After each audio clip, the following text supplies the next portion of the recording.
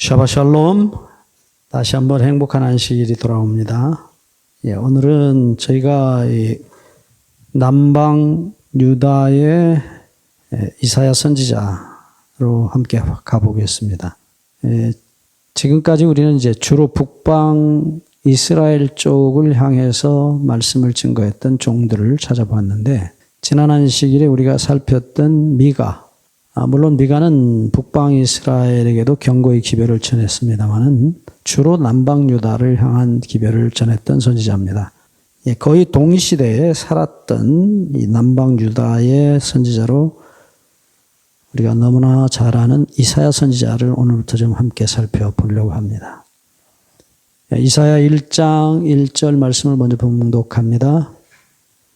유다왕 우시야와 요담과 아하스와 히스기야 시대에 아모스의 아들 이사야가 유다와 예루살렘에 관하여 본 계시라. 이사야 선지자는 그 주 무대가 여기 말씀하신 대로 남방 유다였습니다.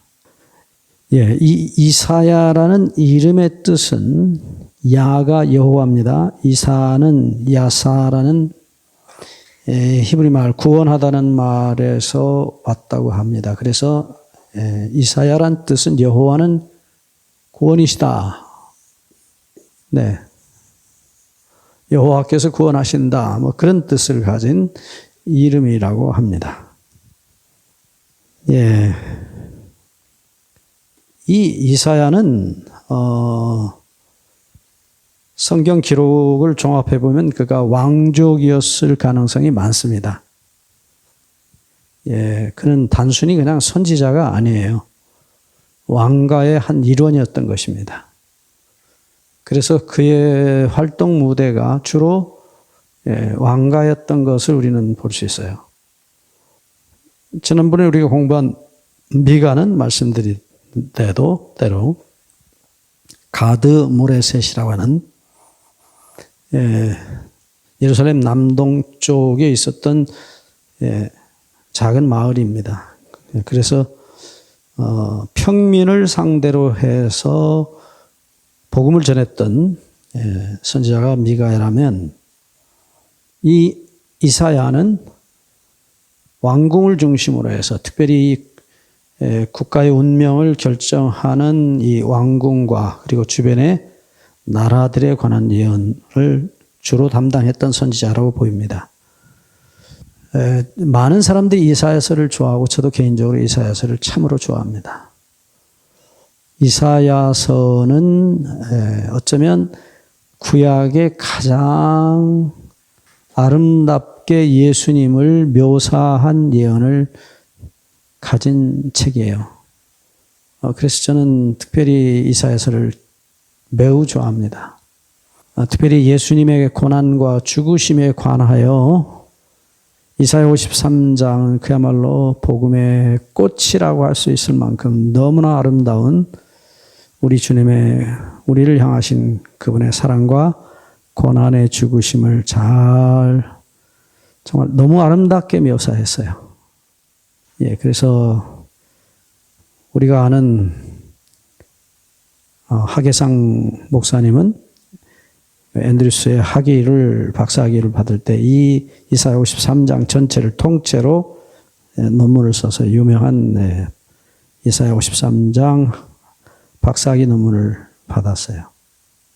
참 얼마나 감사한지 모르겠어요. 그런 정말 주님의 사랑에 대한 깊은 연구를 하신 학자가 우리 교회 안에 있다는 게 너무 감사해요. 자, 오늘 우리가 이사야서를 조금 전체적으로 개괄적으로 보고요. 말씀을 좀 함께 들어가 보겠습니다. 이사야서는 틀림없이 이사야가 기록한 것으로 우리가 믿어집니다. 그런 얘기들은 예수님 말씀 가운데서도 말씀이 되고, 그리고 사도들도 이 이사야를 이름을 불러서 이사야의 글에 이렇게 말씀하시는 걸 보면 이사야가 분명히 이 책을 기록한 것 같아요. 예수님도 누가복음 4장 17절에 이 책을 선지자 이사야의 글이라 그렇게 말씀했고, 사도행전 8장 30절에서도 역시 선지자 이사야의 글이라고 말씀하고 있어요. 네, 이 사람은 아모스의 아들이라 그렇게 불렸는데요. 이 아모스라는 그 이사야 아버지도 아마도 선지자였을 거라고 많은 학자들이 추측을 합니다. 그러니까 왕손이면서도 선지자예요.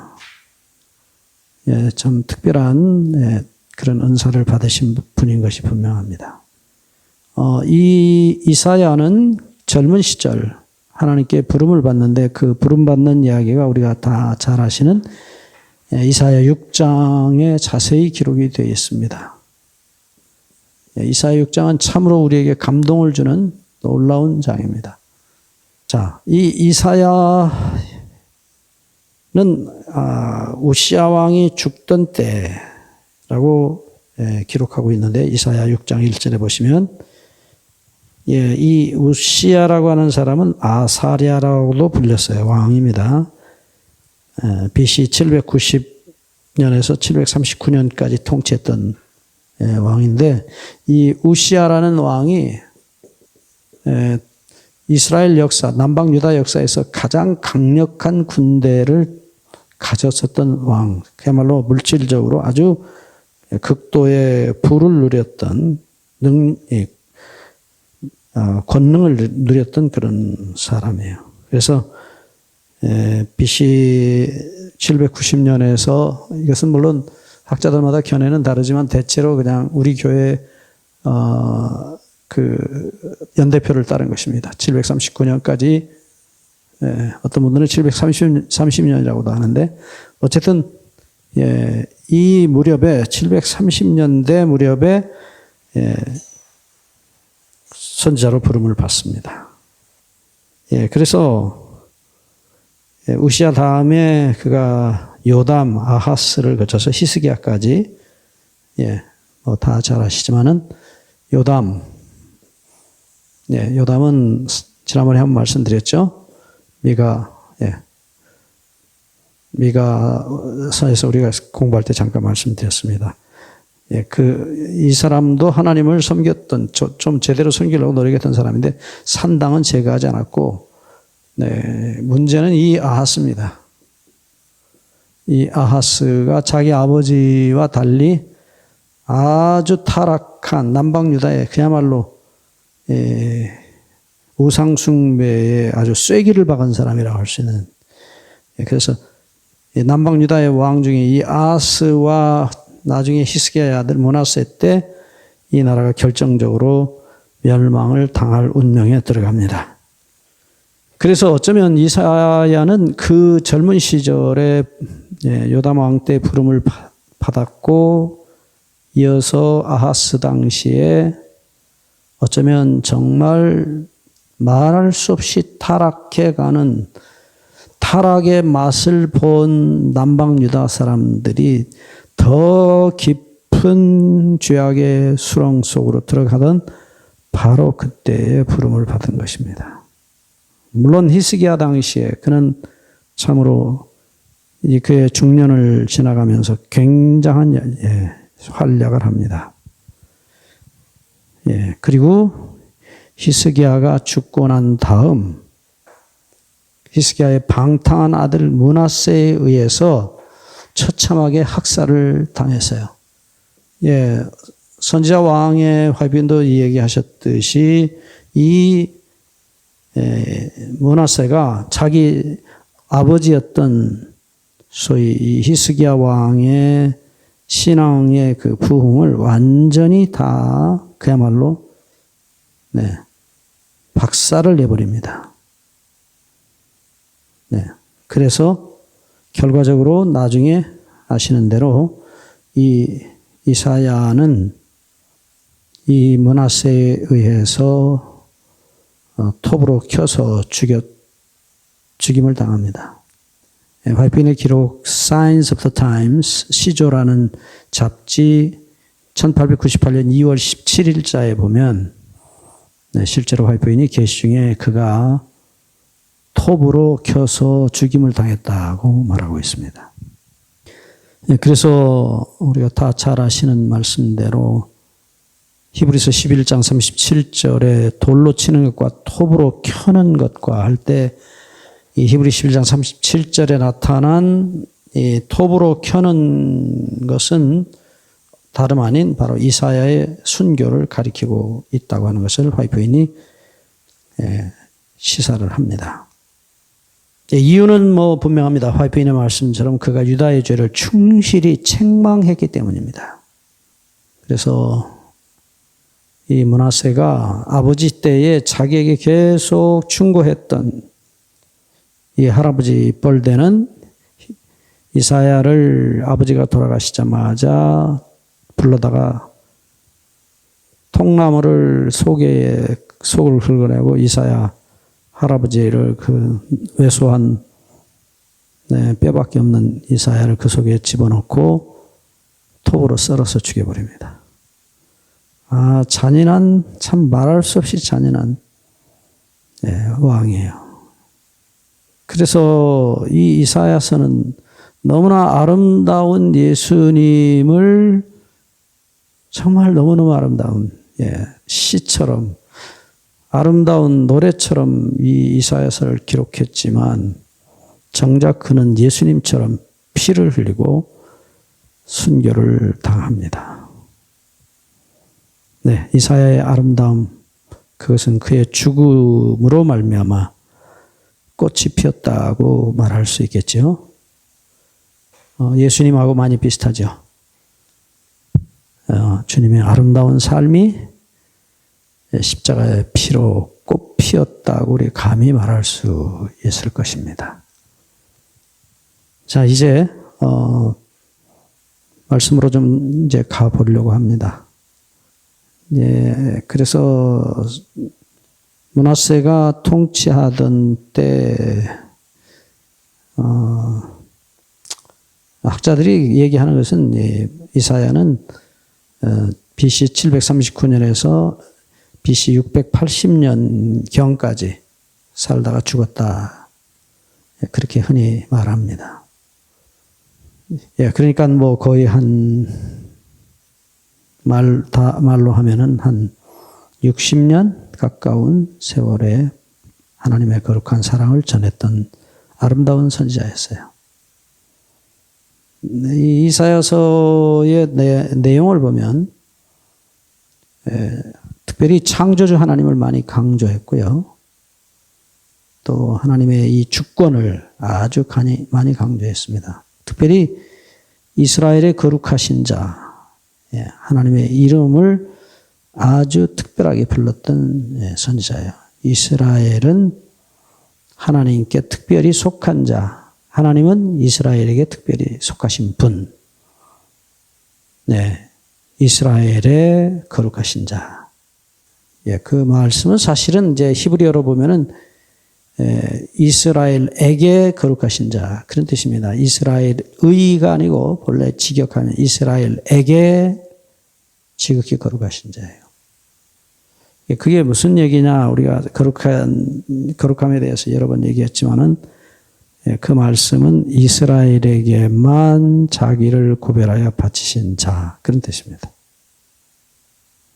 정말로 놀라운 말씀이죠. 남편이 아내에게만 자기를 구별하여 바치는 거룩한 사람인 것처럼 하나님께서 자기를 이스라엘에게만 구별하여 바치신, 그래서 이스라엘에게 거룩한 자, 우리는 그냥 이스라엘의 거룩한 자라고 번역하지만 사실은 본래 뜻은 그렇다는 거 기억하시면 좋겠습니다. 특별히 메시아에 관한 아름다운 이야기가 얼마나 많이 기록되어 있는데, 특별히 여호와의 종이라는 주제로 여러 군데 정말 하나님께 죽기까지 충성하셨던 예수님의 아름다우신 삶을, 그리고 그의 죽으심을 많이 노래했던 책입니다. 이어져서 소위 이제 남은 자 사상. 우리 지난번에 미가야도 보셨죠? 미가도 뭘 많이 강조했습니까? 남은 자입니다. 쉐에리트라고 하는 남은 자. 오히려 미가는 7장밖에 안 되는데도 이사야만큼 많이 이 남은 자에 대한 언급을 하고 있어요. 우리가 이미 봤습니다. 이사야서에도 쉐에리트는 4번이나 기록이 되어 있어요. 남은 자가 돌아올 것이라고 하는 아주 아름다운 소망을 우리에게 소망으로 제시해 준 선지자예요. 동시에 하나님을 열심 있는 택한 자기 백성을 지키시는 열심 있는 하나님으로 소개하기도 하고요. 그 외에도 많은 심판, 구원과 같은 주제들을 많이 다룬 선지자입니다.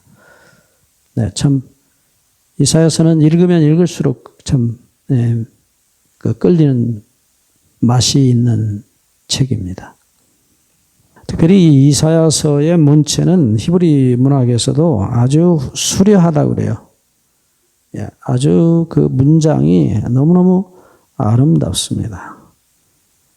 특별히 여러분들이 잘 아시는 이사야 35장은 정말 어떤 문학가가 그렇게 아름다운 글을 기록할 수 있겠습니까? 여호와께 속량함을 받은 자들이 돌아오되 영영한 기쁨과 희락을 띠고 돌아올 것인데 슬픔과 탄식이 달아나리로다. 광야가 백합화같이 피어 즐거워하며.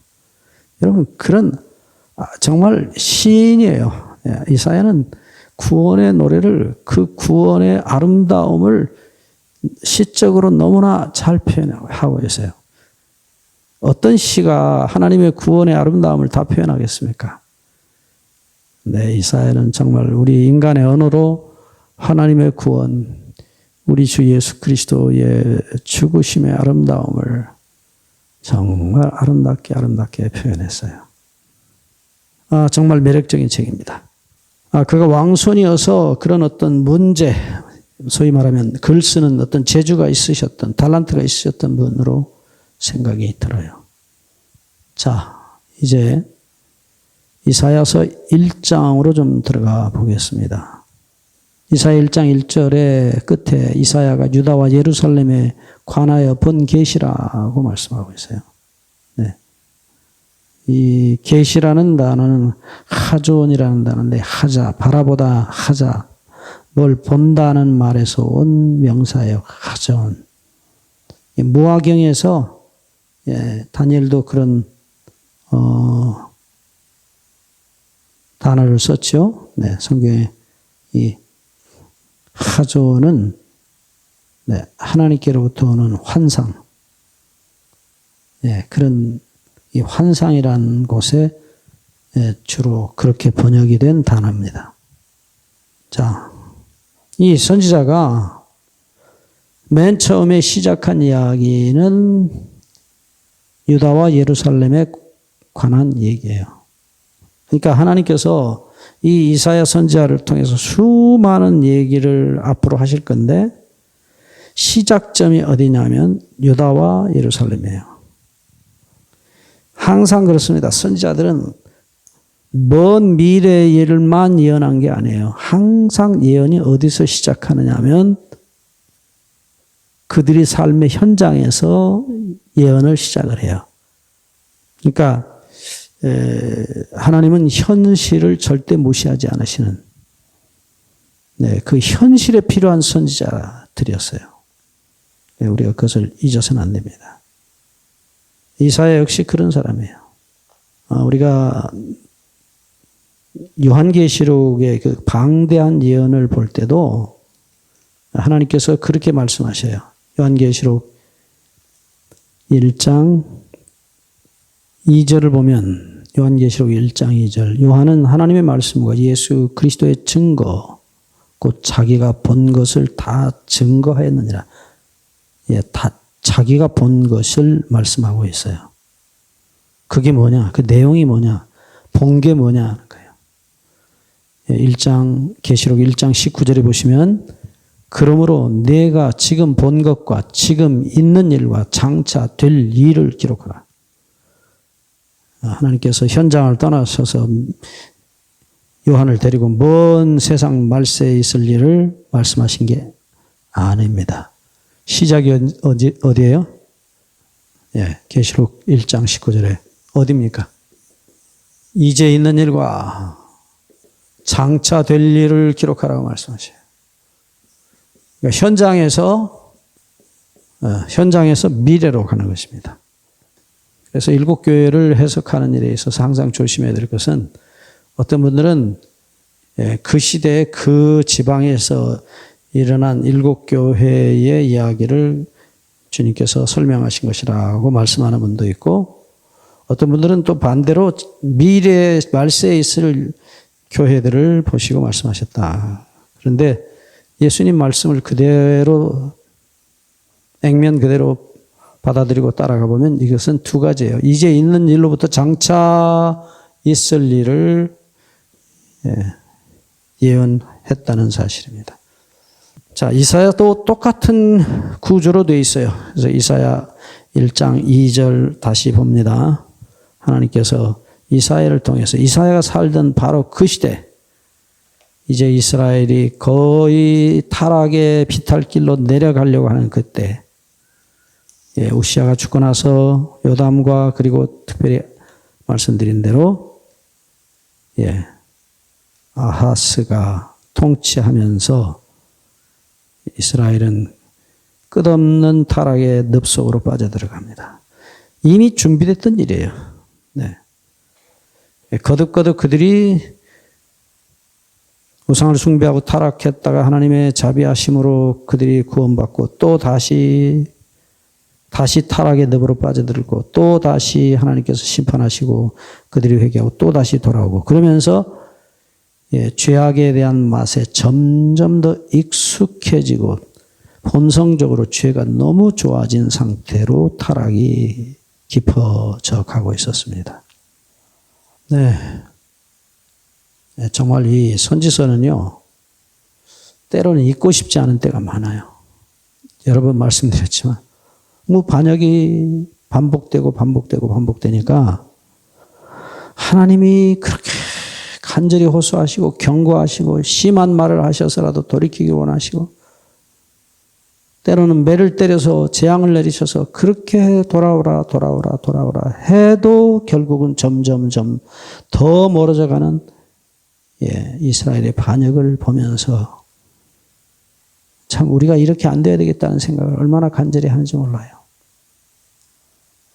이 반역이라는 말 가운데 지난번에도 한 말씀드렸지만 메슈바라는 히브리 말이 있어요. 메슈바. 근데 이 메슈바는 그 뿌리가 뭐냐면 슈브예요. 돌아간다 하는 뜻입니다. 메슈바는 이게 돌아가는 게 하나님께로 돌아가는 게 아니고 메슈바는 반대로 돌아가는 것을 메슈바라고 그래요.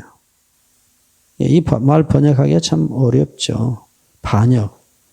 반역이라는 단어가 히브리 말이 많지만 이 메슈바는 현장에서 돌아서서 이제 하나님께로 돌아가야지 하고 하나님 쪽을 향해 돌아가는 게 아니고 현장에서 돌아서 가지고 하나님을 등지고 더 멀리 하나님께로부터 멀어져가는 죄악으로 돌아가는 것을 메슈바라고 그래요. 이스라엘이 그랬어요. 그래서 멀어져가는 이스라엘을 부르시는 하나님의 음성이에요. 또 부르시고 더 크게 부르시고 여기 말씀으로 이제 돌아가 봅니다. 이사야 1장 2절을 봅니다. 하늘이여 들으라. 하늘이여 들으라. 여러분 이 말씀이요 참 흥미로워요. 여기 히브리 말을 읽어보면 샤마 들어라. 하나님께서 들으라 소리부터 먼저예요. 들으라 하늘이여. 우리말은 하늘이여 들으라고 했는데 히브리 말은 샤마임 그래요. 들으라 하늘이여 그래요. 또 두 번째 말씀도 똑같아요. 아잔 예렛 그래요. 아잔 예렛. 아잔은 뭐예요? 들으라. 귀를 기울이란 말이에요. 들으라 말이에요. 이것도 뭐 아잔도 샤마와 비슷한 말이지만 조금 더 뭐랄까요? 강조하는 표현, 귀를 기울이라. 우리 번역이 잘 표현하고 있어요.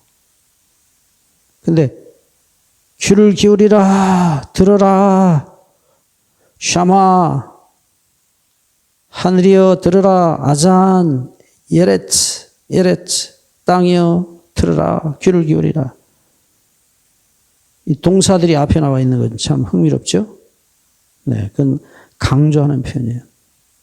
네, 이사야서를 열자마자 이스라엘의 하나님의 이스라엘을 부르시는 참 피맺힌 절규가 나타나요. 들으라 하늘이여, 귀를 기울이라 땅이여.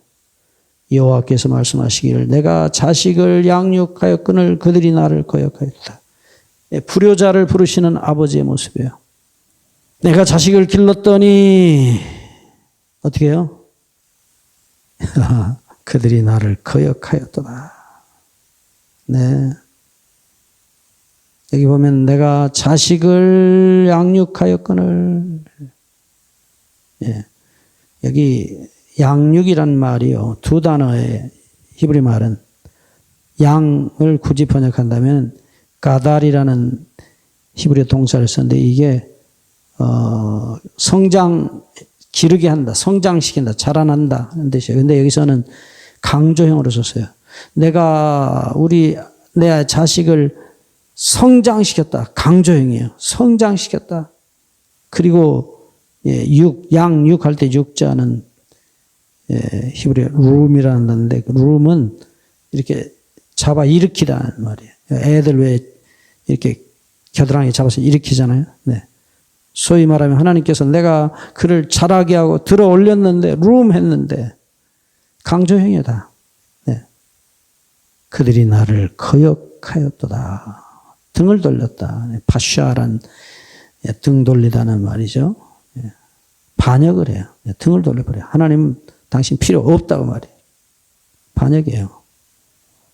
1장 3절을 보시면 소는 그 임자를 알고 나귀는 그 주인의 구유를 알건만은 이스라엘은 알지 못하고 나의 백성은 깨닫지 못하였도다. 여러분 하물며 짐승도 안다는 거예요. 네. 소도 그 임자를 알아요. 여기 야다라는 동사를 썼어요. 야다는 밀접한 관계를 가지다는 뜻이라고 말씀드렸죠. 심지어 동침하다라는 썼어요. 익숙하게 안다 이 말이에요. 경험으로 안다 이겁니다. 주인이 어떤 존재인지 알아요. 자기에게 밥 주고 저녁이면 데리고 와서 편히 안전하게 지켜주고 채워주고 나귀도 주인의 구유를 알아요. 밥 먹이는 데를 알아요. 그런데 이스라엘은 알지 못하고 나의 백성은 깨닫지 못한다. 여기 똑같은 알다는 말이 썼어요. 야다. 깨닫지 못한다. 분별을 못한다는 얘기예요. 비인이라는 헬라어를 히브리어를 썼는데 이 비인은 이렇게 식별한다. 영어로 표현하면 뭐라고 되지? 되겠어요? discern이에요. discern. understand, discern, perceive. 그러니까 구별을 못하는 거예요. 분별을 못하는 겁니다. 나의 백성은 분별을 못하도다. 누가 주인인지를 모른다는 거예요. 알면 못해요. 계속 반역을 하는데. 이어지는 말씀을 보시면 뭐라고 표현합니까? 4절 슬프다 범죄한 나라요. 허물진 백성이요. 행악의 종자로다. 행위가 부패한 자식이로다. 여기 이제 다시 한번 이 말씀 이사야 1장 4절을 보시면 슬프다. 히브리 말로는 호이 그럽니다. 호이. 무슨 얘기인지 이게 이제 소위 이제 감탄사인데요. 우리 말을도 비슷하잖아요. 호이. 그래. 범죄한 나라요. 그리고 허물진 백성이요. 여기 허물지다 하는 이 허물지다는 말이 무겁다는 말이에요. 허물 다음에 진다는 말이 카베드라는 히브리어인데 이건 무거운 그런 뜻이에요. 카보드가 무거움이듯이 이 동사로는 카바드고요. 무겁다. 여기서는 형용사로 카베드 그럽니다. 카베드. 뭐가요? 허물로 아본 이 죄로 무거워진 그런 뜻이에요. 우리 번역이 조금 약하죠? 네, 본래 말이 죄를 너무 많이 져서 죄가 너무 무거운 그런 뜻입니다. 그리고 행악의 종자라고 말하고 있어요. 여기서 행악이라는 이 행악이라는 말이 히브리 말에 라아입니다. 악이에요, 악. 라아, 악. 악하다, 나쁘다는 이제 그 악한 일을 계속하는 분사예요. 이게 이제 doing evil이 영어로 표현하자면 이 악을 계속 행하는 그런 뜻입니다. 그런 악을 계속 행하는 종자라. 종자란 말은 이미 우리 여러 번 말씀드렸어요. 제라라는 씨란 말이에요. 악을 계속 만들어내는 악을 행하는 씨요 행위가 부패한 자식이로다. 그러니까 우리 죄에 대해서 공부할 때 여러 번 말씀드렸지만 이 종자가 문제인 거예요. 종자가. 악을 계속 행하는 행하는 씨. 당연하죠. 고추 심어 놓으면 고추 씨가 계속 고추를 다 만들어냅니다. 또 따고 나면 또 나오고 또 따고 나면 또 나오고 계속 악을 만들어내는 씨라. 그러니까 어떻게 할 수가 없어요. 종자가 변한 거예요. 나중에 우리가 이사야서 뒷부분에 가면 하나님께서 한탄하시면서 내가 좋은 포도나무를 심었는데 아주 악한 포도나무로 변했다. 씨가 바뀌었다는 얘기죠. 종자가 바뀌었다는 얘기예요. 하나님의 아픔 얘기입니다. 지금 이사야가 말씀을 받아갖고 가슴을 탁 여니까 하나님 자기 백성이라는 자들의 처참한 모습을 하나님께서 공개하지 않을 수가 없어요.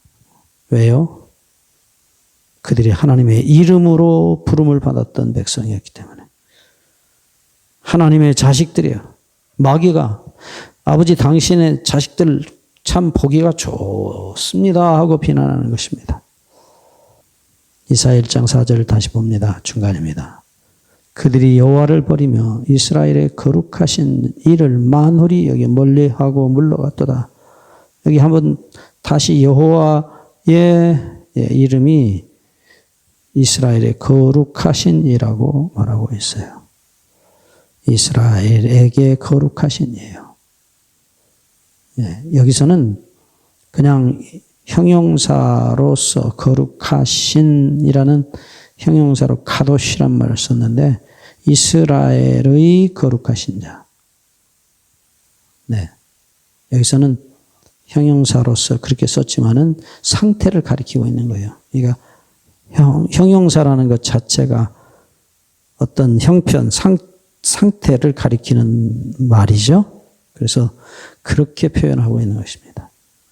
하나님 그분은 이스라엘에게 자기를 계속해서 구별하여 바치시는 자, 사랑을 계속해서 구별하여 주시는 자를 멀리하고 물러갔더라. 그런데 하나님께서 뭐라고 말씀하셔요? 1장 5절 너희가 어찌하여 매를 더 맞으려고 패역을 거듭하냐. 온 머리는 병들었고 온 마음은 피곤하였으며. 여기 하나님께서 매를 때리셨다고 분명히 말합니다. 너희가 어찌하여 매를 더 맞으려고. 여긴 하나님께서 아주 가슴이 아파서 하시는 말씀이에요. 매를 때리신 하나님의 아픔이에요. 매밖에는 달리 방법이 없어요. 그냥 놔두면 이거는 영원히 멀어져 버릴 거예요. 그래서 매를 들고 계시는 하나님입니다. 너무나 아픈 가슴으로 매를 들고 계세요. 죄를 지었기 때문에 이 사람들을 벌하기 위해서 매를 드신 하나님이 아니에요. 오해하지 마시기 바랍니다. 그 다음 말씀들이 분명하잖아요. 내게로 돌아오라. 얘기 좀 해보자. 우리가 서로 변론하자. 계속 말씀하세요. 너희 죄가 주은 것 같을지라도 내가 눈과 같이 희게 해주겠다. 그러니까 매를 때리는 이유는 분명히 죄를 알고 죄의 결과를 알고 네가 그렇게 하다 보면 너는 죽는다. 그러니까 죽기 전에 돌아오라는 하나님의 안타까운 사랑의 아픔을 표현하고 있습니다.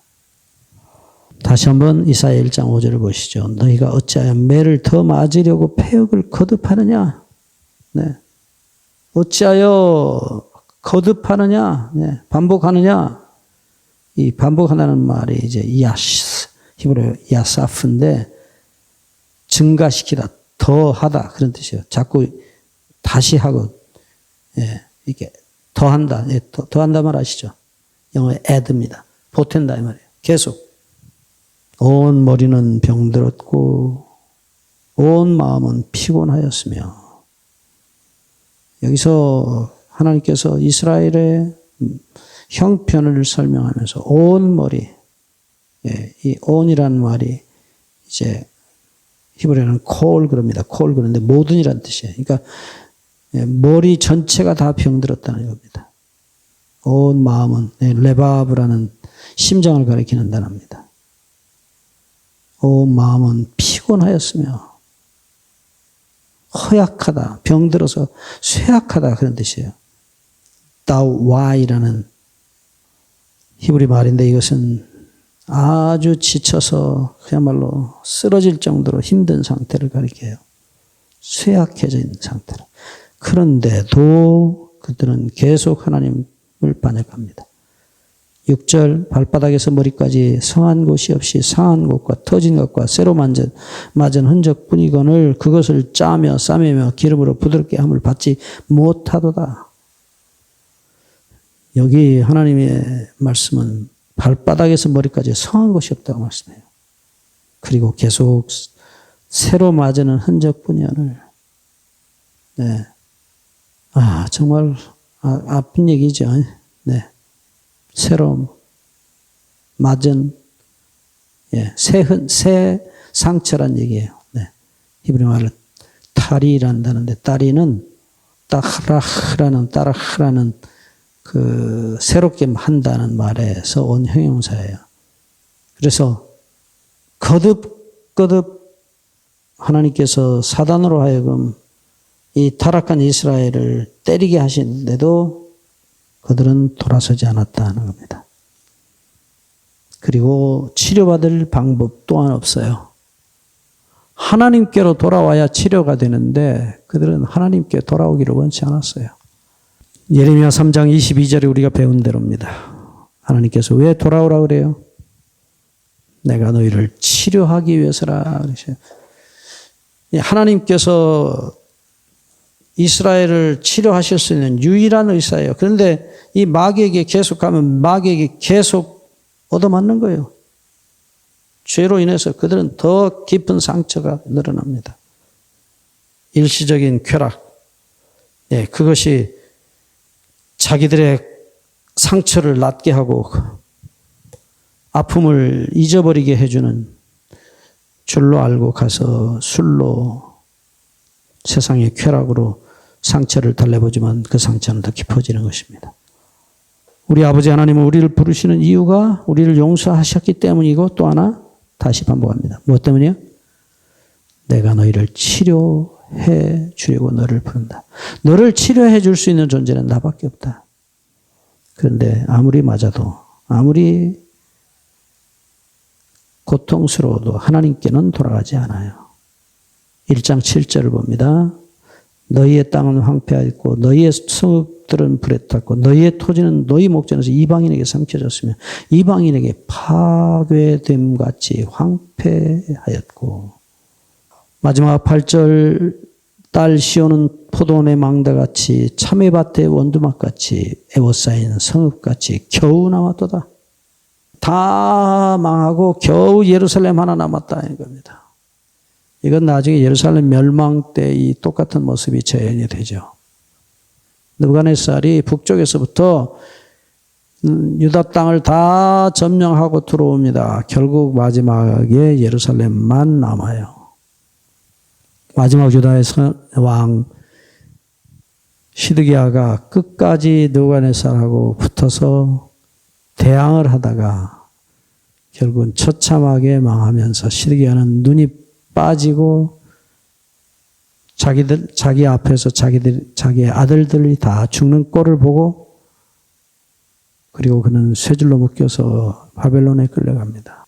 정말로 고집세고 정말로 가능성이란 일도 없는 이 이스라엘을 향하신 하나님 우리 아버지의 사랑. 모든 사람이 가능성이 없다 버려라고 할 때 하나님은 아니라고 내 자식인데 나는 버릴 수 없다고 하시는 하나님의 사랑. 결국 하나님이 그들을 버리신 게 아니라 하나님을 이스라엘이 버립니다. 사람들이 하나님의 사랑에 대해서 관계적이라는 말로 오해하게 하시는 말씀들을 가끔 하세요. 그 관계적이라는 말은 우리가 하나님의 사랑을 거절하고 그래서 우리가 스스로 우리 하나님과의 관계를 우리가 끊는다는 표현이지 하나님은 끊으실 수 없어요. 거듭 말씀드립니다. 중요한 말씀이라서. 용서를 거절하는 죄인을 억지로 데려오시진 못해요. 네, 그건 하나님의 공의가 아니에요. 그러나 그들을 절대로 포기 못하시는 하나님의 사랑이 공의 뒤쪽에 있어요. 관계를 끊는 분은 하나님이 아니십니다. 사람입니다. 잊지 마세요. 여러분 너무 중요하기 때문에 제가 또 반복합니다. 자꾸만 하나님의 사랑을 제한하시려는 분들인데 아닙니다. 하나님의 사랑은 그 성격상 영원합니다. 하나님의 자기 존재와 같이 표현하셨어요. 하나님은 영원한 사랑이십니다. 오해 없으시길 바랍니다. 자, 이제 오늘 이사야 1장 9절을 좀 가야 돼요. 이 중요한 남은 자의 이야기가 나오기 때문입니다. 함께 보시죠. 1장 9절입니다. 만군의 여호와께서 우리를 위하여 생존자를 남겨두지 아니하셨다면, 여러분 여기 개정개혁판은 이 생존자라는 단어를 썼어요. 옛날 개혁성경에는 여호와께서 우리를 위하여 조금 남겨두지 아니하셨더라면 이라는 말을 썼어요. 그런데 조금이라는 말로 번역할 수가 있어요. 구약에 우리 지금 개정개혁 성경은 생존자를이라고 번역하셨는데 이 단어가 히브리 말로 사리드란 단어예요. 살아남은 자란 뜻입니다. 이 사리드란 단어는 사라드라는 동사에서 온 명사예요. 도망가서 살아남는다. 잠깐 좀 정리하고 가겠습니다. 자, 이사야 1장 9절을 보시면 생존자가 나타나요. 여호와께서 우리를 위하여 생존자를 도망해서 살아남은 자입니다. 사리드라는 단어입니다. 이 단어가 어디서 왔다고요? 사라드, 도망하다, 피난해서 살아남다. 도망하다. 도망자? 그렇게 말하면 좀 그렇고요. 네. 도망해서, 도피해서 살아남다. 결국은 살아남은 그런 표현이에요. 그래서 사라드, 도망가서 사리드, 살아남은 자가 됐다. 생존자. 이렇게 표현하고 있어요. 옛날에 개정개혁성경은 그 사리드를 그냥 조금 그렇게 표현했어요. 여기 우리 번역도 지금 조금이라는 단어는 쓰긴 썼습니다. 근데 생존자 개혁성경은 없어요. 생존자란 말 자체가. 네, 여기 보면 생존자가 단수예요. 복수가 아닙니다. 생존자 하나 이런 표현이에요. 자, 그렇다면 이 말씀이 신약 성경에서 어떻게 인용됐는지를 좀 살펴볼 필요가 있어요. 바울이 이 말씀을 실제로 그대로 사용하고 있습니다.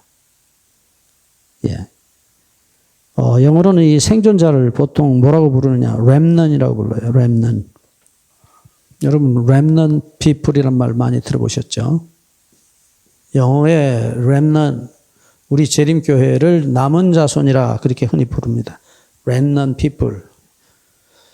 근데 이게 문제는 단수예요. 히브리어 말이 단수를 말하고 있어요. 조금, 네, 조금이라고 표현했는데 이 조금이라는 말도 네, 한 실명사예요. 조금. 그냥 뭐라고 표현해야 될까요? 메아트란 단어인데 작은, 예, 작음이라는 뜻이에요. 이게 작다. 네.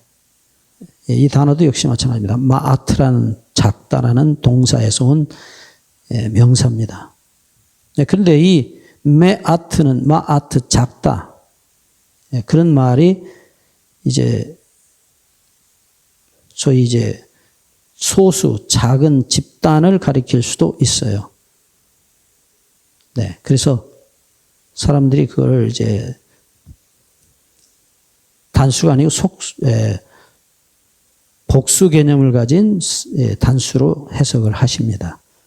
그런데 막상 로마서를 가면 로마서 9장 29절을 보시면 함께 가보시죠. 이 단어가 신약 성경에 인용될 때는 완전히 단수로 그렇게 말씀하고 있어요. 로마서 9장 29절 말씀을 보시면 또한 이사야가 미리 말한 바 만일 만군의 주께서 우리에게 씨를 남겨두지 아니하셨더라면 우리가 소돔과 같이 되고 고모라와 같았으리로다. 지금 이사야 1장 9절 말씀을 로마서 9장 29절에서는 자 보시죠. 여기서는 생존자 사리드라는 히브리 말 이 단수를 씨라는 단어로 헬라어는 스페르마라고 하는 이거 역시 단수입니다. 이 스페르마는 구약에 가면 제라라고 하는 말입니다. 이건 히브리어예요. 제라. 똑같은 씨입니다. 그런데 흥미로운 것은 히브리어는 이 제라가 복수가 없어요. 그런데 이 헬라어는 복수가 있습니다. 그런데 여기서는 복수가 아니고 단수를 썼어요. 한 씨입니다. 한 씨. 그래서 아마도 바울이 이 히브리 성경을 충실히 따랐던 것 같아요. 씨 하나를 생존자 하나를 남겨두지 아니하셨더라면 우리 모두가 다 소돔과 같이 되고 고모라와 같이 되었을 것이라. 씨 하나, 생존자 하나 이런 표현이에요. 자, 왜 이런 표현을 굳이 쓰셨을까? 저는 분명히 믿습니다. 자, 우리는 모두 아까 이사야 1장 4절에서 봤지만 악을 행하는 뭐예요? 종자예요. 그러면 악을 행하는 종자면 결론이 뭡니까? 우리는 근본적으로 선의 씨가 아니고 계속해서 악한 열매를 만들어내는 악을 만들어내는 종자라는 표현이에요. 악을 만들어내는 종자입니다. 그러니까 여기 성경이 말씀하는 대로 선한 열매를 만들어내는 사랑의 씨를 만들어내는 씨는 딱 하나뿐이라는 거예요. 우리가 수없이 말씀을 배웠기 때문에 로마서 3장 10절에는 의인은 없나니 하나도 없다. 예수님 말씀으로 가보면은 나는 요한복음 12장 24절 반복합니다마는 하늘에서 떨어진 씨다. 네. 예수님만 하나님의 씨예요. 죄 없는 씨입니다. 자동으로 사랑이 되어지는 씨입니다. 언젠가도 말씀드렸지만 예레미야 5장 1절을 보시면 하나님께서 예레미야에게 말씀하십니다. 네가 예루살렘 중에 지금 돌아다니면서 의인 한 사람만 찾아오면 내가 이 성을 용서하리라 하셔요. 여러분들 어떻게 생각하세요? 그럼 예레미야는 의인이 아닙니까? 예루살렘 주민등록 가지고 있었을 거예요. 근데 예레미야를 보고 하나님께서 의인 한 사람만 있으면 찾아와라. 그럼 내가 용서하겠다. 예?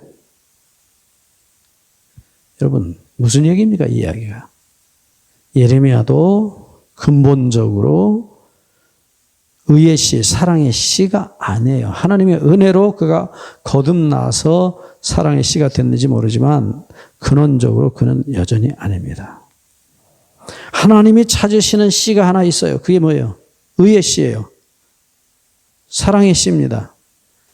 예, 이 한 씨가 곧 예수 그리스도라는 이 사랑의 씨, 의의 씨가 죽어서 수많은 씨들, 사랑의 씨들을 만들어내서 다시 예루살렘이 여호와 우리의 의라는 이름으로 불려질 것이라고 예레미야는 말씀합니다. 예레미야의 소망은 바로 이 예루살렘이 하나님이 다스리시는 이 동네가 다시 의의 성으로, 말 그대로 예루살렘 평화의 도시로,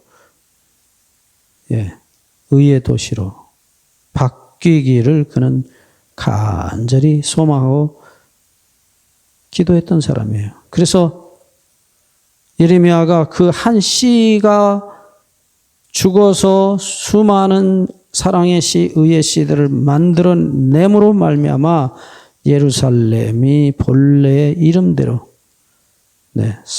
평화의 도시가 되고 의의 도시가 되기를 바랬던 것입니다. 예레미야 23장 6절에 그의 나라 유다는 구원을 받겠고 이스라엘은 평안히 살 것이며 그의 이름은 여호와 우리의 공의라 일컬음을 받으리라. 이 한 사람, 분명히 예레미야 23장 5절에 내가 다윗에게 한 의로운 가지를 일으킬 것인데 그가 왕이 되어서 예루살렘을 다시 통치할 때의 그 이름이 여호와 우리의 의라고 말할 것이라고 말씀합니다. 같은 이 말씀, 이 똑같은 이 메시아 예수 그리스도에 관한 예언이 나타날 때에 똑같은 말씀이 또 나타납니다. 여러분 다 잘 아시는 말씀이죠? 거듭되는 말씀 가운데 예레미야에게 주님이 다시 한번 희망을 주셨는데 그 희망의 말씀이 똑같이 같은 표현으로 나타나 있습니다. 하나님께서 이 예루살렘이 뭐가 될 것이라고요? 여호와 우리의 의라고 하는 이름으로 불려질 것이라고 말씀합니다. 그러니까 다윗 왕이 같은 다윗 왕의 이름으로 그가 부름을 받게 됐을 때 같은 말씀 예레미야 33장 15절 16절에 이렇게 말합니다. 예레미야 33장 15절 그날 그때 내가 다윗에게 한 의로운 공의로운 가지가 나게 하리니 그가 이 땅에 정의와 공의를 실행할 것이라. 그리고 말씀합니다. 16절 그날에 유다가 구원을 얻겠고 예루살렘이 안전히 거할 것이며 이 성은 여호와는 우리의 의라는 이름을 얻으리라. 그러니까 이 예레미야 33장 16절에 나타난 말씀은 이 성이 여호와 우리의 의라는 이름으로 불려질 것이라. 바로 이것입니다. 이 행악의 성읍이 이 한 사람의 씨로 말미암아서 이름이 바뀌어질 것이다. 통치자가 바뀌면서 그 도시에 사는 모든 사람이 그 씨로 말미암아 태어난 의의 씨들이 되어서 그 성 이름이 여호와 우리의 의라는 이름으로 불려질 것이라고 말씀합니다. 다시 이사야 1장으로 돌아가겠습니다. 지금 이 말씀은 분명히 이사야 1장 9절의 말씀은 바로 씨, 의의 씨, 사랑의 씨이신 예수 그리스도를 가리키는 말씀이고 만약 그 씨가 없다면 우리는 다 어떻게 해요? 소돔 고모라처럼 처참하게 멸망당할 것이라 말씀합니다. 그래서 여기 이제 소위 남은 자라는 단어, 남겨두다라는 이 히브리어 야타르라는 단어입니다. 남겨두다, 이 야타르, 남겨두다는 그래서 여기서 남은 자가 나타나는데, 참 놀라운 말씀이에요. 야타르. 나중에 이제 예테르란 단어, 소위 이제 남은 것, 곡식에 남은 것, 남은 기름, 남은 땅, 예테르라는 단어, 이게 야타르에서 온 단어예요. 남은 자라고도 흔히 번역이 됩니다. 이 단어는, 이 예테르라는 단어는 굉장히 큰 우리에게 희망을 줘요. 이게 이제 쉐에리트라는 남는 자, 생존하는 자라는 뜻을 가진 단어와 함께 이사야서에 자주 이 말씀이 등장을 합니다. 하나님께서 야타르 남겨두지 아니하셨더라면 뭘요? 사리드 뭐요? 생존자를 하나의 생존자, 죄와 죽음과 싸워서 오직 하나 씨만 남았어요. 의의 씨, 사랑의 씨만, 바로 예수 그리스도라는 사실. 그리고 그 씨, 살아남은 씨, 생존자의 씨로부터 태어난 같은 종자를, 같은 유전자를 가진 씨들이 사는 예루살렘을 여호와 우리의 의라. 왜요? 누가 거기 통치하기 때문에요? 다시 예레미야 23장 5절 6절 누가 다윗에게 난 한 왕이 다스리는, 의의 왕이 다스리는 그 도시, 그가 남은 자고 의로운 씨고, 그래서 그 도시에 그 씨로부터 태어난 수많은 사람들이 사는 그 예루살렘이 의의 성읍이라, 여호와 우리의 의라는 이름을 가지게 될 것이라는 예언이 성취될 것이라고 말씀하고 있습니다.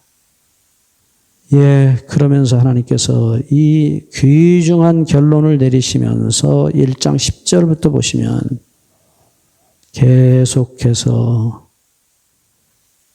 당시에 예루살렘 유다 백성들의 처참한 이 영적인 형편을 지적하시면서 또 다시 한번 결론을 내리시는 말씀이 1장 18절, 우리가 기억절로 너무나 많이 외우는 말씀이에요. 여호와께서 말씀하시되 오라 우리가 서로 변론하자.